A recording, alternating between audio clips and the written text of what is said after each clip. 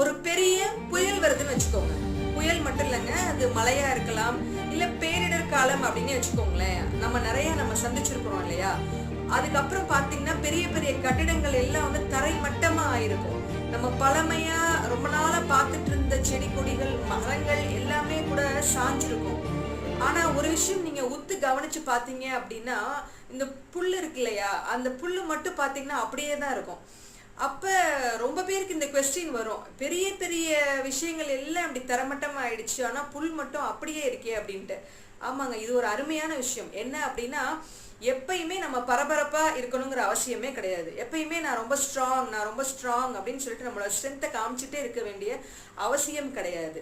So எந்தெந்த நேரத்துல ஸ்ட்ராங்கா இருக்கணுமோ அந்தந்த நேரத்துல ஸ்ட்ராங்கா இருக்கலாம். எப்ப அமைதியா இருக்கணுமோ அப்ப நம்ம அமைதியாவே இருந்தாதான் அடுத்த கட்டத்துக்கு போக முடியும்.